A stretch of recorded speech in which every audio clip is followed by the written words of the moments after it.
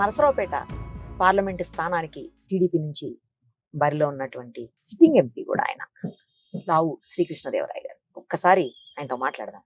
Sir నమస్తే అండి. నమస్కారం అండి. ఫైన్, మీరు ఎలా ఉన్నారు?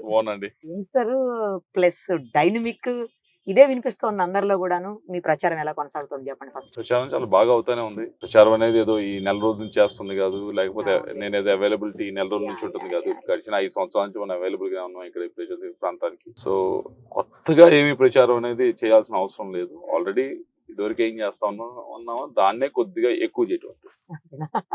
నేను ఇప్పుడు చూసాను మీ దగ్గర అసలు 1-to-1 వచ్చేసి పర్సన్స్ డైరెక్ట్ గా జనరల్ గా మేము ఈ ఫీల్డ్ లో చూస్తుంటాం కదా, ఎమ్మెల్యే స్థాయి వ్యక్తులు కూడా కింద ఒక పర్సన్ ఉంటారు, ఒక పిఏనో లేకపోతే అసిస్టెంట్ ఎవరన్నా ఉండి వాళ్ళకి సంబంధించిన అంటే ఎవరన్నా రిక్వెస్ట్లు ఇస్తే అవి తీసుకోవటం, దరఖాస్తు స్వీకరించడం, మాట్లాడడం.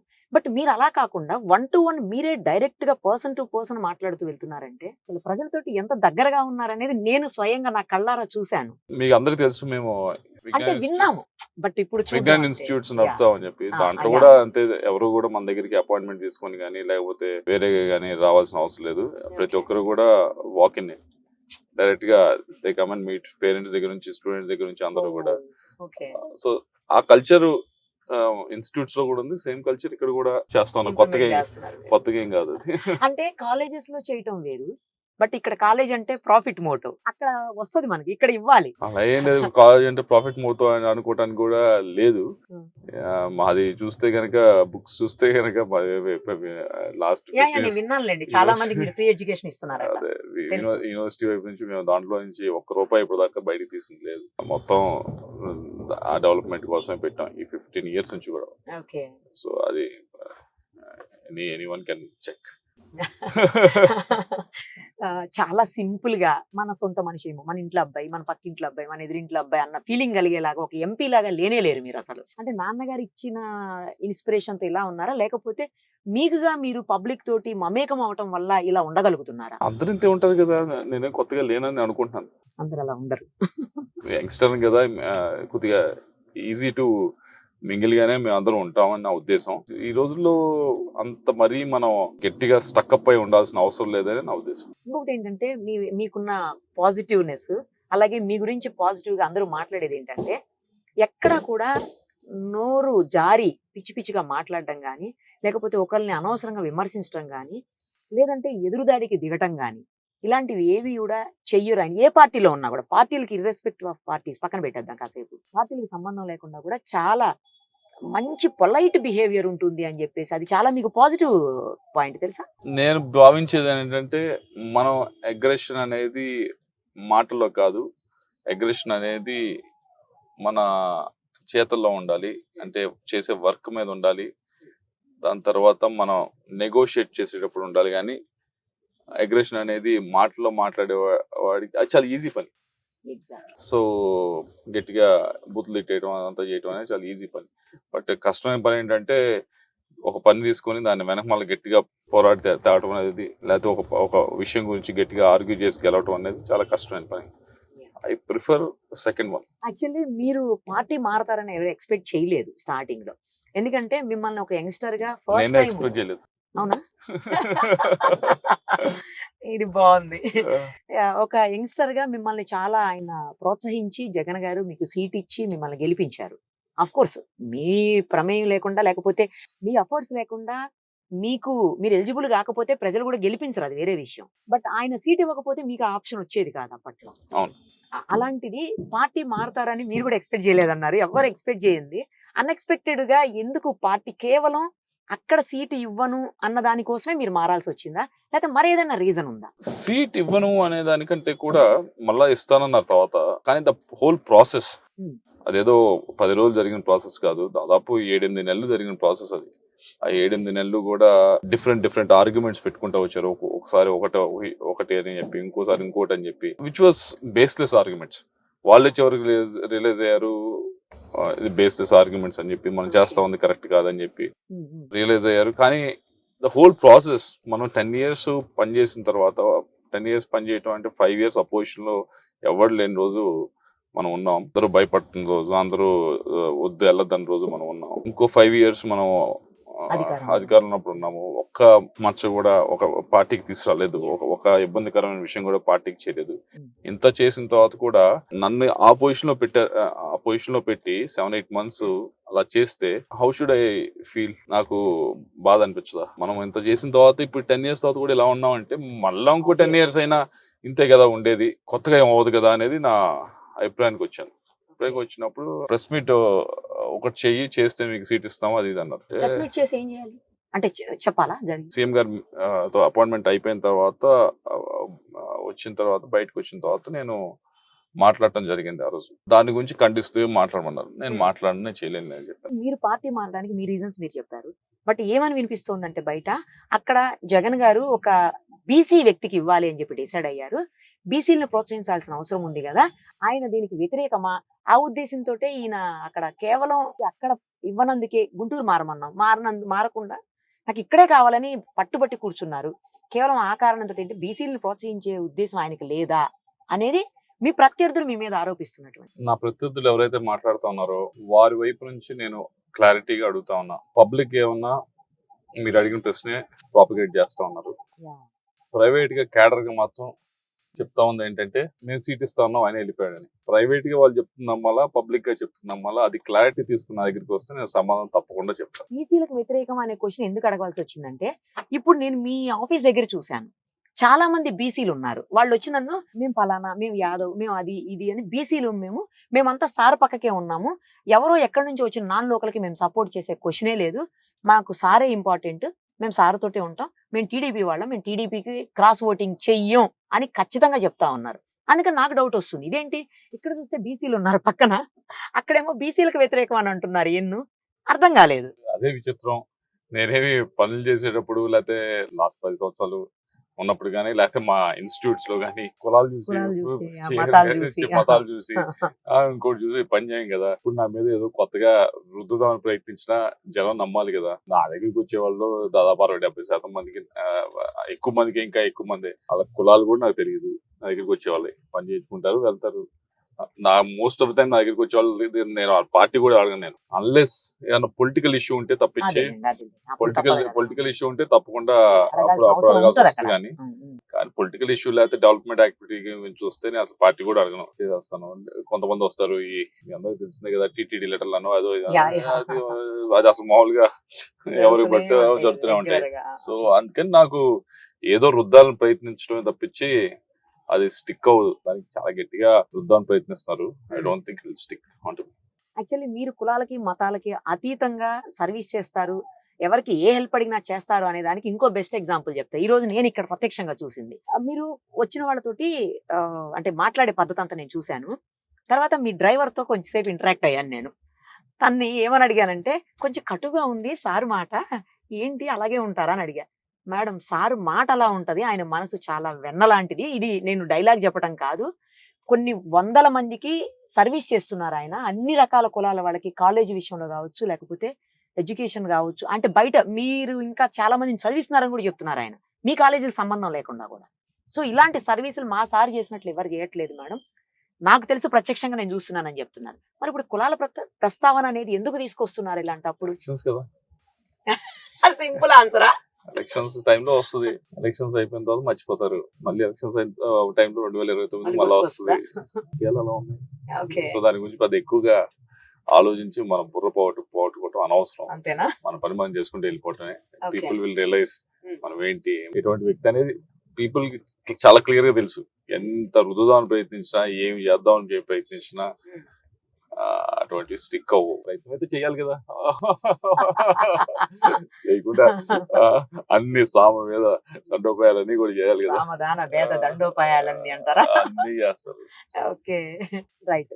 మీరు అత్యంత సౌమ్యులు, తర్వాత ఫుల్లీ ఎడ్యుకేటెడ్ ఫ్యామిలీ నుంచి వచ్చారు, మీరు కూడా హైలీ ఎడ్యుకేటెడ్. నెక్స్ట్ ఇంకోటి ఏంటంటే పేదల కోసం ప్రతి క్షణం కలలు కనే వ్యక్తి, వాటిని సాకారం చేయాలి, వాళ్ళ కోసం హెల్ప్ చేయాలి అనేటువంటి వ్యక్తి. మీకు ప్లస్ ఇవన్నీ కూడా. తర్వాత మీరు స్థానికులు. ఇక్కడ అవతల వ్యక్తి ఎవరైతే ఉన్నారో వాళ్ళు నాన్ లోకల్, ఆయన కొంచెం నోటికి ఏదొస్తే అది మాట్లాడతారు అనేది కూడా కొంత ఆరోపణలు ఉన్నాయి. మీరు అవి కూడా మీరు వాటికి దూరంగా ఉంటారు అని మీ మీద ఒక రకమైన పాజిటివ్నెస్ ఉంది. సో ఇవన్నీ మీకు ఏ రకంగా ఉపయోగపడబోతున్నాయి రేపు ఎన్నికల్లో? నేను పోయినసారి ఎలక్షన్ అప్పుడు కూడా 2019 ఎలక్షన్ అప్పుడు కూడా నా పైన చాలా సీనియర్ అయిపోయి సంస్థ గారు నుంచున్నారు. ఉదాహరణ యాక్చువల్లీ చెప్తాను మీకు అది. అసలు ఎక్కడ మాట్లాడాను కదా దాని గురించి. సరే మన ఏదో మనం చెప్పుకుంటూ వెళ్ళేవాడు. ఒక రోజు మాత్రం నేను అన్నాను ఎక్కడో ఏదో మీటింగ్ లో, ఏమనంటే ఆయన వయసు అయిపోయింది, నేను యంగ్స్టర్ ని అని కొద్దిగా మాట్లాడాను. చాలా విచిత్రం ఏంటి సార్, కూర్చున్న తర్వాత నా పక్కన వైసీపీ లీడర్ ఉన్నాడు, పెద్ద ఆయన, ఎమ్మెల్యే కూడా ఏడా, ఇప్పుడు ఎమ్మెల్యే కూడా. ఆయన వచ్చి సార్ మీరు మాట్లాడకండి అలా అన్నాడు. మీకు సూట్ అవుతుంది, మీకు సూట్ కాదనే మీకు సూట్ అవుతుంది, మిమ్మల్ని పీపుల్ వేరేగా చూస్తారు, అసలు మీకు సూట్ అవుతుంది, ఒకే ఒకసారి మాట్లాడే దాంతో. అంటే నేను చెప్పేది ఎందుకంటే ఉదాహరణది, ఈవెన్ వైసీపీలో ఉన్నా టీడీపీలో ఉన్నా ఏ పార్టీలో ఉన్నా గానీ లీడర్సే కాదు పీపుల్ కూడా విజ్ఞత ఉంది. అనవసరంగా మాట్లాడితే కరెక్ట్ కాదు అనేది చాలా క్లియర్ గా తెలుసు. ఏదో మనం చూసేది ఒక 10% చూస్తాం, అలా ఎలా పడితే అలా మాట్లాడేవాళ్ళు. అదే అందరూ అనుకుని ఆపాదిస్తాం మనం, అందరూ అలానే ఉంటారు, అందరూ అలానే చేస్తారని. మీడియా కూడా అలానే వాళ్ళకే ఎక్కువ ప్రైమ్ టైం ఇస్తుంది. ఎందుకంటే వాళ్ళదైతే బ్రేకింగ్ న్యూస్ అని చెప్పి 100 సార్లు వేయచ్చు. నాలాంటి వాడు మాట్లాడుకో బ్రేకింగ్ న్యూస్ ఏముంటది, మీకు బోర్ కదా. మరి మీ దగ్గరికి వచ్చాను ఇంటర్వ్యూ వచ్చే వాళ్ళందరూ నేను చెప్తాను, నాది ఇంటర్వ్యూ ఎందుకే బాబు మీరు చేసేది, మీకు టీఆర్పీస్ రావు, మీకు వ్యూవర్షిప్ రాదు, టైం అంతా మీకు వేస్ట్, మీ టైం వేస్ట్ చేసుకున్నా చాలా మందికి నేను చెప్తాను. సేమ్ డైలాగ్ మీకు కూడా చెప్తాను. బట్ నాకు తెలుసు ఇది ఎలక్షన్ టైం కూడా మీరు వస్తారు. మీరు వెళ్ళారనుకోండి పబ్లిక్ లోకి, 1,00,000 మందికి పర్ డే వచ్చేసారు, అంత మంది కంటే మీరు చేయలేరు, ఇంకా అది మ్యాక్స్. బట్ మా ద్వారా వెళ్తే కొన్ని లక్షల మందికి, కోట్ల మందికి చేరుతుంది. అది పావు గంట అవచ్చు, 20 నిమిషాలు అవచ్చు, మీ వ్యూస్ అనేవి చేరతాయి. అవును, మరీ ముఖ్యంగా ఈ రోజుల్లో ఇన్స్టెడ్ ఆఫ్ న్యూస్ ఛానల్స్ కంటే కూడా మీలాంటి ఛానల్స్ కి ఇంకా ఎక్కువ బాగా వ్యూవర్షిప్ ఎక్కువ ఉంది. That's very true. బట్ కానీ నేను ఇందాక చెప్పినట్లు నా దగ్గర కాంట్రవర్సీ ఉండదు. ఫస్ట్ కాంట్రవర్సీ ఉంటేనే ట్యాగ్ చూస్తా కింద. ఇప్పుడు నేను మాట్లాడిన దానికి ట్యాగ్ కి సంబంధమే ఉండదు. జెండా మనం చేయం కదా, అది పోయి ఎందుకు పెట్టారు ట్యాగ్ అని చూస్తాం మనం. పెడతారు వాళ్ళు. రైట్. మీ డ్రీమ్ ప్రాజెక్ట్ వరికడసలపూడ, వరికి పూసల, ఓకే. అది తర్వాత దాంతో పాటు hospitals 100 bedded hospitals. Same time చాలా మందికి నిరుద్యోగులకి ఉద్యోగం ఇవ్వాలి. ఇవన్నీ మీ డ్రీమ్ ప్రాజెక్ట్స్. సగంలో ఆగిపోయి ఉన్నటువంటి పరిస్థితి ఉంది. మరి మీరు రాగానే వీటిని కంటిన్యూ చేస్తారా, లేకపోతే కొత్త ప్రాజెక్ట్స్ మళ్ళీ తీసుకొచ్చే ప్రయత్నం చేస్తారా? వరికి పూసల అనేది నేను 2019 ఎలక్షన్ అప్పుడు చెప్పాను, ఇది అవ్వాల్సిందే. ఎందుకంటే అప్పర్ పల్నాడుకి ఏదైతే రైట్ కెనాల్ పైన ఉన్న దానికి సాగునీరు కానీ త్రాగునీరు లేదు, అవ్వాల్సిందే. ఆ రోజు అందరూ కూడా స్థిరీకరణ కాదు, దీంతో కాదు, వేరేతో. అప్పర్ పల్నాడు ఏదైతే రైట్ కెనాల్ పైన ఉన్న దానికి అప్పుడు నేను చెప్పినప్పుడు చాలా మంది ఎగతాలు అన్న గానీ డౌట్స్ ఎక్స్ప్రెస్ చేశారు. ఎందుకంటే చాలా మంది అంత ముందు 60 సంవత్సరాలు ట్రై చేశారు, శంకుస్థాపన చేసి వదిలేసినటువంటి పరిస్థితి. డౌట్స్ ఎక్స్ప్రెస్ చేసేది అవుద్దా లేదా అని. ఫస్ట్ స్పీచ్ కూడా పార్లమెంట్ లో మాడినప్పుడు దీనికి సెంట్రల్ గవర్నమెంట్ సంబంధం ఏంటి అన్నారు. అంటే ఇది పర్మిషన్స్ అని రావాల్సిన సెంట్రల్ గవర్నమెంట్ నుంచి, అందుకే ఇక్కడ మాట్లాడుతా ఉన్నాను. అండ్ లక్కీలీ అందరు సపోర్ట్ చేశారు. చేయటం వల్ల we got all the permissions, ఏదైతే ఎన్విరాన్మెంట్ ఫారెస్ట్ పర్మిషన్స్ వచ్చినాయి, వైల్డ్ లైఫ్ పర్మిషన్స్ వచ్చినాయి, 2 కూడా వచ్చినాయి, 2 కేంద్ర ప్రభుత్వం నుంచి వచ్చినాయి. సో ఐ థింక్ అది పెద్ద డ్యామ్ కట్టాల్సిన ప్రాజెక్ట్ ఏం కాదు. జస్ట్ ఇప్పుడు ఆ పర్మిషన్స్ వచ్చిన మోటార్స్ పెట్టి పంప్ చేయటమే. దాంతో వస్తాయి దాదాపు 1,20,000 ఎకరాలకి మనము సాగునీరు అందించు, 4 లక్షల మంది పైగా తాగునీరు. సో అది ఫినిష్ చేయాలి. 2 ప్రాజెక్ట్ ఏమిటంటే, ఏదైతే దీనికి రైట్ కెనాల్ ఉంది, రైట్ కెనాల్ చూస్తే కనుక మనకి బాగా ఇబ్బంది పడతా ఉన్నారు. ఈ సంవత్సరం మరీ ఘోరంగా ఉంది. పైన శ్రీశైలం దగ్గర తెలంగాణ రాయలసీమ ఇద్దరు కూడా మోటార్స్ పెట్టి అటువైపు తీసుకెళ్తున్నారు. వాటర్ అంతా కూడా ఇంకా పెంచారు, డెప్త్ వాళ్ళు కింద నుంచి తీసుకుంటున్నారు. సో ఇప్పుడున్న పరిస్థితుల్లో ఏమిటంటే, వరద వస్తే తప్పించి పైన మహారాష్ట్ర నుంచి ఇక్కడికి, అంటే ఇక శ్రీశైలం దగ్గర ఆపలేని పరిస్థితి వస్తే తప్పించి ఇక్కడికి నీళ్ళు రావు. సో 9 lakh ఏకర్స్ దాని కింద సాగుతా ఉంది, రైట్ కెనాల్ కింద.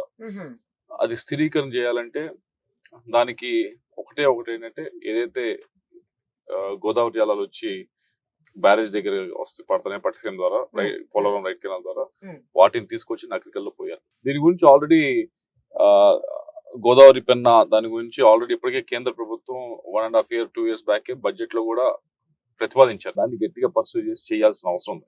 ఎందుకంటే మొత్తం రాష్ట్ర ప్రభుత్వం చేయాలంటే అయ్యే పని కాదు. కేంద్ర ప్రభుత్వం కూడా చేస్తేనే అవుతుంది. సో అందుకని రెండోది ప్రాజెక్ట్ అది. మూడోది ఇందాక మీరు అన్నట్టు హెల్త్ కేర్ సంబంధించి మెడికల్ కాలేజ్ మనం తెచ్చుకున్నాం పిడుగురాల్లో. ఇంత ఓల్డ్ పార్లమెంట్ అయి ఉండి చాలా విచిత్రమైన విషయం ఏంటంటే ఒక్క మెడికల్ కాలేజ్ గవర్నమెంట్ కానీ ప్రైవేట్ కానీ లేదు 2019 దాకా. సో దాని తర్వాత పిడుగురాళ్ళ హెడ్ క్వార్టర్స్ పిడుగురాళ్ళ దాని కింద ఒక మెడికల్ కాలేజ్ తెచ్చుకున్నాం. అది ఆల్మోస్ట్ పనులు బాగానే అవుతున్నాయి. ఇంకొక 1 year లో అలా హాస్పిటల్ అన్ని ఓపెన్ అయిపోతాయి, పూర్తి స్థాయిలో ఓపెన్ అవుతాయి. దాంతో పాటు ఓన్లీ టెర్షరీ కేర్ అంటే కొద్దిగా హై కేర్ కి అయితే దానికి వెళ్ళొచ్చు. కానీ సెకండరీ కేర్, ప్రైమరీ కేర్ కి అయితే ప్రాథమిక ఆరోగ్య సంబంధించి కేంద్రాలకు సంబంధించి ప్రతి గ్రామాలు ఉంటాయి. టెర్షరీ కేర్ కి ఏమన్నా అక్కడ ఉంటుంది. కానీ సెకండరీ కేర్ అంటే ఏదైతే ఈ డెలివరీస్ ఇవన్నీ కూడా సంబంధించి అవి కనీసం మనం నియోజకవర్గ హెడ్ క్వార్టర్స్ లో కనుక మనం ఫుల్ ఫ్లెడ్జ్ గా ఎస్టాబ్లిష్ చేయగలిగి దాంట్లో కనుక మంచి స్టాఫ్ ని పెట్టగలిగితే I think it will solve. ఇప్పటికి కూడా మీకు తెలుసో తెలీదు, డెలివరీ అయ్యేటప్పుడు కూడా 2 years back 3 years back notice కూడా వచ్చింది. వినుకొండలో డెలివరీ అప్పుడు కూడా చనిపోతున్నారు. సో అంత ప్యాథటిక్ సిచ్యువేషన్ వస్తుంది. So we have to change it కదా. సో దానికి అది చేస్తే బాగుంటుంది. నాలుగోది ఏమన్నా వాటర్ గ్రిడ్, డ్రింకింగ్ వాటర్ సంబంధించి సాగర్ నుంచి వాటర్ కనుక పంప్ చేస్తే ఇప్పటికే జల్ జీవన్ మిషన్ ద్వారా 500 కోట్లు వచ్చింది ఇంటికి కుళాయి ఇచ్చే కార్యక్రమం. ఇంటికి కుళాయి ఇవ్వాలంటే ట్యాంక్ లో వాటర్ ఉండాలి కదా. ట్యాంక్ లో వాటర్ కి వాటర్ గ్రిడ్ ద్వారా కనెక్ట్ చేస్తే కనుక అవుతుంది. అది కూడా సెంట్రల్ గవర్నమెంట్ కి ప్రపోజల్ పంపించడం జరిగింది. దాన్ని కూడా శాంక్షన్ చేయించుకోవాలి. ఎందుకంటే మొత్తం ఇది కూడా స్టేట్ గవర్నమెంట్ చేసే పరిస్థితి లేదు. 50% 60% సెంట్రల్ గవర్నమెంట్ చేస్తే అది వీళ్ళు చేయగలరు. ఐదవది ఉద్యోగాలకు సంబంధించి ఏ ఊరికి వెళ్ళినా అడుగుతా ఉంది ఏంటంటే బీటెక్ చేస్తున్నారు, దాని తర్వాత డిగ్రీ చేస్తా ఉన్నారు, ఉద్యోగాలు లేక ఇబ్బంది పడుతా ఉన్నారు. సో దానికి ఏమన్నా మనం ఒక లాజిస్టిక్స్ హబ్, ఎందుకంటే ఇది గుంటూరు హైదరాబాద్ కనెక్షన్ ఇదంతా ఉంది కాబట్టి, అలాగే కృష్ణాపట్నం పోర్ట్ కి ఇదంతా ఉంది కాబట్టి we can establish A logistics hub here. కొద్దిగా ఉద్యోగాలు ఈ ప్రాంతం వస్తాయని నా ఉద్దేశం. నరసరావుపేట పార్లమెంట్ నియోజకవర్గంలో ఉన్న ఓటర్లు లావు శ్రీకృష్ణదేవరాయ గారికి ఓటు ఎందుకు వెయ్యాలి మళ్ళీ అంటే ఏం చెప్తారు? సరే, ఈ డెవలప్మెంట్ పార్టీ ఇచ్చే వెల్ఫేర్ ప్రోగ్రామ్స్ ఇవన్నీ ఒకవైపు, వీటితో పాటుగా చూడవలసింది ఏంటంటే నా ఉద్దేశంలో వ్యక్తిత్వం చూడాలి. లీడర్ ఒక వ్యక్తిత్వం ఎలా ఉన్నాడు, ఎలా పనిచేస్తున్నాడు, అవైలబిలిటీ ఉన్నాడా, మనం గెలిపించుకున్న తర్వాత మన కోసం పనిచేస్తాడా, మనకు సంబంధించిన విషయాలు గట్టిగా మాట్లాడతాడా పార్లమెంట్ లో, మనకు సంబంధించిన విషయాలు ఢిల్లీలో మినిస్ట్రీస్ దగ్గర తిరిగి పర్సూ చేసి తీసుకొస్తాడా లేదా, వీటన్నిటితో పాటుగా బిహేవియర్ ఎలా ఉంటుంది, ఈ ప్రాంతం గౌరవం పెంచుతామా లేదా, ఇవన్నీ కూడా చూడాల్సిన అవసరం ఉంది. And I prove my self last 5 సంవత్సరాల్లో కూడా అవన్నీ కూడా ఎక్కువ శాతం సక్సెస్ అయ్యానని నేను అనుకుంటా ఉన్నా. సో అందుకని డెవలప్మెంట్ యాక్టివిటీతో పాటు వ్యక్తిత్వం కూడా చూసి సపోర్ట్ చేయాలని కోరుకుంటాం. మీకున్నటువంటి 7 నియోజకవర్గాల్లో చిలుకలూరుపేట, నరసరావుపేట, తర్వాత గురజాల, నెక్స్ట్ పెదకూరపాడు, నెక్స్ట్ వచ్చేసి మాచర్ల, వీటన్నిటిలో కూడా సత్తెనపల్లి. మాచర్ల కొంచెం టఫ్ ఫైట్ నడుస్తుంది. మాచర్ల నుంచి ప్రాబ్లం వచ్చే అవకాశాలు ఉన్నాయి అని అంటున్నారు. క్లీన్ స్వీప్ చేసే అవకాశం లేదు అని అంటున్నారు. మీరేమంటారు? సికాలజిస్ట్ కాదు, నేను జ్యోతిష్యం చెప్పేవాడిని అంతకంటే కాదు. బట్ పీపుల్ నుంచి వచ్చే రియాక్షన్ ని అర్థం చేసుకొని మాత్రం చెప్పగలను. 7 గెలిచేదానికి గుడ్ ఛాన్స్ ఉంది. అందరూ ఊహిస్తా ఉంది ఏంటంటే లాస్ట్ 1 month 1.5 months నుంచి ఎక్కువ మంది మాట్లాడుకుంటా ఉంది ఏంటంటే వైఎస్ఆర్సీపీ సిద్ధం సభలు చేస్తా ఉంది, జనం బాగా వస్తా ఉన్నారు, టీడీపీ వైపు అవ్వట్లేదు. కానీ గమనించాల్సింది ఏంటంటే ఇప్పుడు ఈ లాస్ట్ 6-7 days లో మీరు చూసుంటారు నామినేషన్స్ పర్వం. నామినేషన్స్ చేసిన దగ్గరల్లా ఈక్వల్ బేసిస్ లో, అంటే ఇక్కడ నామినేషన్స్ అయినప్పుడు ఎవరికి స్టేట్ మిషన్ సపోర్ట్ ఉండదు. సిద్ధం సభలకి అయితే బస్సులు ఇంకా వగేరా సపోర్ట్, ఇక్కడ ఏం సపోర్ట్ ఉండదు. సో ఈక్వల్ బేసిస్ మీద చేసినప్పుడు చూస్తే 7 కాన్స్టిట్యూన్సీస్ ఎక్కడైతే తెలుగుదేశం నామినేషన్ చేసిన కార్యక్రమం ఉన్నాయో అయ్యే బాగా జరిగింది. స్వచ్ఛందంగా వచ్చారు, కసితో వచ్చారు, జనం వచ్చారంటే దాన్ని బట్టి క్లియర్ గా అర్థం అవుతుంది కదా ఎటు వెళ్తున్నారు అనేది. That's one indication. ముందు అన్ని కూడా బూస్టప్ చేసింది స్టేట్ మిషన్ అంతా ఉపయోగించి. ఇప్పుడు బూస్టప్ చేయడానికి లేదు, ఎందుకంటే ఈక్వల్ ప్లాట్ఫామ్, ఇది ఒరిజినల్, ఇది చూస్తే అర్థమైపోద్ది కదా. సో దాన్ని వేరు చేసుకుంటే so it's on the ascendancy TDP. కానీ మీరు ఈ మధ్య కాలంలో ఎక్కడో ఒక చోట టఫ్ అయితే ఉంటుంది, ఖచ్చితంగా పోరాడి గెలవాల్సి ఉంటుంది తప్పించి కేక్ వాక్ అయితే కాదు నా విజయం అని చెప్పేసి అన్నట్లుగా సోషల్ మీడియాలో కొన్ని వార్తలు వైరల్ అవుతా ఉన్నాయి. అన్నారా ఎక్కడన్నా అలాగా మీరు? ఎక్కడైనా ఇప్పుడు కూడా అంటాను. నేను 2019 కూడా ఉన్నా 1,57,000తో గెలిచినప్పుడు కూడా అన్నాను. ఓకే, ఎప్పుడు మీకు ఇది నేను ఓకే. ఎప్పుడు ఆ మైండ్ సెట్ తో పని చేస్తాను. అట్లయితేనే పర్ఫెక్ట్ గా పని చేయగలుగుతాం. గెలిచిపోయామని చెప్పి రిలాక్స్ గా కూర్చున్నాం అనుకోండి, ఉమ్, ఏదో నేను నామినేషన్ చేస్తే నేను గెలిచిపోయాను, ఎంపీ అయిపోయాను, ఎమ్మెల్యే అయిపోయాను ఫీల్ అవటం అనేది నా మైండ్ సెట్ కాదు. సో ఐ కీప్ సేయింగ్ ఇది టఫ్ ఫైటే, ఉమ్, మనం గట్టిగా పోరాడితేనే అవుతుంది. నామినేషన్స్ బాగా అద్భుతంగా అయినాయి కాబట్టి ఎలక్షన్ అయిపోయినట్టు కాదు అని నిన్న కూడా చెప్పాను మీటింగ్ లో. ఈ 15 రోజులు 20 రోజులు మనం గట్టిగా చేయాల్సిందే, కష్టపడాల్సిందే. ఇంకా ఏమన్నా ఎక్కడైనా 1-2 ఉంటాయి కూడా కంప్లీట్ చేయాలి అనే నేను మైండ్ సెట్ తో ఉంటాను. ఓకే. నేను నిన్న కాదు మొన్న కాదు ఈ రోజు కూడా చెప్తున్నాను, అది టఫ్ ఫైటే. అంటే మీ ఒక్కరికి టఫ్ ఫైటా లేకపోతే మొత్తం స్టేట్ వైడ్ ఇలాగే పనిచేయాలా? స్టేట్ వైడ్ అంతా పనిచేయాలి కదా. హౌ కెన్ యూ ఎలక్షన్ అవ్వక ముందే ఎలక్షన్ అయిపోయింది ఎలా ఫీల్ అవుతారు? రిలాక్స్ అవ్వదు. రిలాక్స్ ఎలా అవుతాం మనం? స్టేట్ వైడ్ అలానే ఫీల్ అవ్వాలని నా ఉద్దేశం. దాన్ని ఏదో వక్రీకరించి దాన్ని పెద్ద న్యూస్ చేసి అటువంటి కూడా న్యూస్ చేసి బూస్టప్ చేసుకుంటానంటే దాన్ని బట్టి అర్థం అవ్వాలి కదా ఎంత డిఫెన్స్ లో ఉన్నారని. మీకు బాగా ఇష్టమైన సీఎం పిఎం పాలిటిషియన్ ఎవరో చెప్పండి. బాగా ఇష్టమైన వారంటే చూడని వారంటే కామరాజ్. ఎడ్యుకేషన్ ఏం లేకుండా సంథింగ్ హెస్ డన్ వండర్ఫుల్. ఇప్పుడు మిడ్ డే మీల్ స్కీమ్ ఉందంటే ఆయన తీసుకొచ్చింది. గ్రేట్ లీడర్, ప్రైమ్ మినిస్టర్ అవ్వాల్సిన వారు, కానీ because of his language barrier అవ్వలేకపోయారు. రెండోది పివి నరసింహారావు గారు నేషనల్ లెవెల్లో అయితే.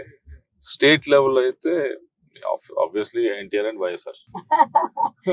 పర్ఫెక్ట్ గా చెప్పేశారు కదా, అసలు ఎన్టీఆర్ గారు వైఎస్ఆర్ గారు అంతే. ఇక ఇంకో పర్సనల్ క్వశ్చన్ మీకు ఏంటంటే, జనరల్ గా నేను చూస్తుంటా పాలిటీషియన్స్ అంతా కూడా ఫార్చునర్లు వేసుకొని తిరుగుతుంటారు. మీరు డిఫెండర్ వాడుతున్నారు, ఫార్చునర్ మీకు పెద్దగా ఇష్టం ఉండదు అంటే నేను ఇప్పుడు అది కూడా మీకు ఎవరు అడిగినా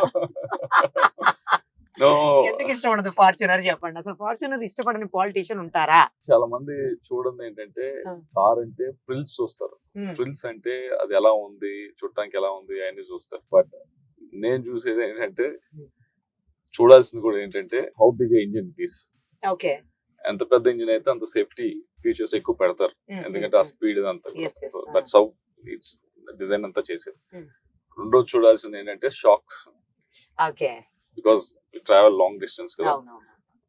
మూడోది చూసేది అంటే leg space, okay, because I'm tall. So ఈ మూడు చూస్తాం. ఐ థాట్ మూడిట్లో ఈ కేటగిరీస్ లో ఇదే బెటర్ అని చెప్పి డిసైడ్ అయితే. సో మీకు ఇష్టమైన కార్ ఇదే అయితే డిఫెండర్? అలా ఇష్టం, నాకు కార్స్ పెద్ద ఇష్టం ఉండదు. బట్ లేదు, అసలు ఇష్టం లేదు అంత పెద్ద. పాలిటీషియన్స్ కార్స్ చాలా ఇష్టపడతారు కదా, తప్పదు జర్నీ చేయడానికి తప్ప పెద్దగా మీకు. I do not do cars. మరి బైక్స్ ఇష్టమా? ఏమి ఇష్టం? Bikes, cars? No cars bikes పెద్ద అంత ఐ డోంట్ ఎంజాయ్ మచ్. అవునా? ఫోన్స్, పోనీ గాడ్జెట్స్? Not really. మరి ఏమి ఇష్టం ఎక్కువ? I buy a lot of gym equipment actually. అందుకేనా ఇంత జిమ్ బాడీ కనిపిస్తోంది? లేదు, అంత పెద్ద ఏం చేయట్లేదు, but I by lot of that. Okay. ఒక ఇంటర్వ్యూలో చూసాను, మీ వైఫ్ చెప్తున్నారు పెద్దగా ఇంట్లో స్పెండ్ చేయరు టైము, ఏది మాకు డిస్కషన్స్ కూడా నడవు పెద్దగా, అంటే ప్రొఫెషనల్ గా ఆ ప్రొఫెషన్ ఆమెదే, మీ ప్రొఫెషన్ మీదే. అఫ్ కోర్స్ ఇప్పుడు ఆవిడ కూడా సపోర్ట్ చేస్తున్నారు అనుకోండి, ఆవిడ కూడా బయటకు వచ్చి మీకోసం ప్రచారం చేస్తున్నారు. బట్ అయినా కూడా పెద్దగా డిస్కషన్స్ నడవు మాకు, పెద్దగా మాట్లాడుకోము, టైం ఇవ్వరు మాకు అని చెప్తున్నారు. మీ బాబు, మీ వైఫ్, అలాగే పేరెంట్స్ అంతా మిస్ అయిపోయినటువంటి ఫీలింగ్ ఉంటుందా మీకు, వాళ్ళని వాళ్ళు మిమ్మల్ని? ఈ 1 month నుంచి ఆఫ్ కోర్స్. ఓకే. బట్ మామూలుగానే ఇంట్లో కొద్దిగా మిగతా వారి కంటే కొద్దిగా తక్కువే మాట్లాడుకుంటాం. ఈవెన్ మై ఫాదర్ తో కానీ మదర్ తో కానీ మేము కొద్దిగా, but at the same time sync లో ఉంటాం. ఇప్పుడు నేను అనుకుంటాం వాళ్ళకి అర్థమవుతుంది, వాళ్ళకి ఏమవుతుంది, ఎక్కువ మాటలు కాకుండా దాంట్లో అర్థమైపోతాయి ఏం ఫీల్ అవుతున్నాం అనేది అర్థమవుతుంది. దాని పెద్ద కూర్చొని లెక్చర్స్ ఇవ్వాల్సిన అవసరం అయితే లేదు. మీరు మామూలుగానే కొంచెం తక్కువ మాట్లాడతారా? అవసరమైనప్పుడు ఎక్కువ మాట్లాడతాం. నైస్. ఫైనల్లీ ఒక్కటి చెప్పండి, ఈ మీ నియోజకవర్గ ప్రజలకు ఏం చెప్తారు? ఇందాక చెప్పింది ఏదైతే ఈ ఎలక్షన్ ఉందో మే 13వ తారీఖున మంచి ఎండలు ఉంటాయి. మొన్న ఎలాగైతే మీరు నామినేషన్ అప్పుడు పెద్ద ఎత్తున స్వచ్ఛందంగా తరలి వచ్చి చేశారు, దయచేసి మే 13వ తారీఖున కూడా అంతే స్వచ్ఛందంగా మీరు కొద్దిగా విసుగు అనుకోకుండా మన ఓటు హక్కును వినియోగించుకోవాలి. పోయినసారి 84% వచ్చింది. ఓకే. చాలా వన్ ఆఫ్ ద చాలా హైయెస్ట్. మంచి పర్సెంటేజ్. ఈసారి 90% దాటాలి. అందరూ తరలి బయటకు వచ్చి ప్రతి ఒక్కరు కూడా ఓటేయాలని చెప్పి కోరుతా ఉన్నా. ఓటేసేటప్పుడు మాత్రం ఒకటే కోరేది, ఓటేసేటప్పుడు దయచేసి క్యాండిడేట్స్ ని చూసుకోండి. ఇప్పుడు ఈ టైంలో మీ అందరికీ కొద్దిగా మేమందరం మాట్లాడుతూ ఉంటాం, Yeah, అది ఇది అది ఇది అని అవును, అవును. మాట్లాడినా కానీ ఒకసారి బేరీజ్ వేసుకోండి. గడిచిన 5 సంవత్సరాల నుంచి ఎవరు ఎలా ఉన్నారు, ఏం చేశారు అనేది బేరీజ్ వేసుకోండి.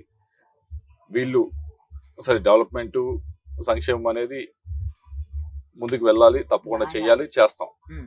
వీటన్నిటితో పాటు ముఖ్యంగా చూడవలసింది క్యారెక్టర్ ఆఫ్ ఏ పర్సన్. వీళ్ళు ఎగ్జాక్ట్లీ. లాంగ్వేజ్ ఎలా వాడుతున్నారు, అందుబాటులో ఉంటున్నారా లేదా, 10 మంది వెళ్ళినప్పుడు కూర్చోబెట్టి మాట్లాడే ఓపిక ఉందా లేదా, ఒక పని తీసుకుంటే ముందు తీసుకెళ్లే ఉందా లేదా, కరప్షన్ చార్జెస్ ఎవరిని హింసించి డబ్బులు తీసుకున్నారా లేదా, దాంతో పాటు ఎవరి మీద కేసులు పెట్టి హెరాస్ చేశారా అని, ఇవన్నీ కూడా బేరీజ్ వేసుకోవాల్సిన అవసరం ఉంది. ఇవన్నీ చూసుకొని అప్పుడు ఎవరిని సపోర్ట్ చేయాలో ఆలోచించి కేవలం ఒకటే సంక్షేమం అనే కాదు, కేవలం డెవలప్మెంట్ అని కాదు, ఈ మూడు కూడా కరెక్ట్. వ్యక్తిత్వం కలిపి మూడు చూసుకొని ఎవరైతే బాగా చేయగలరో చూసుకొని వారికి ఓటేయాలని చెప్పి కోరుతాం. అండి, మరోసారి మీరు ఖచ్చితంగా లోక్సభలో మీ గళం వినిపించాలని మనస్ఫూర్తిగా కోరుకుంటూ thank you so much. Thank you.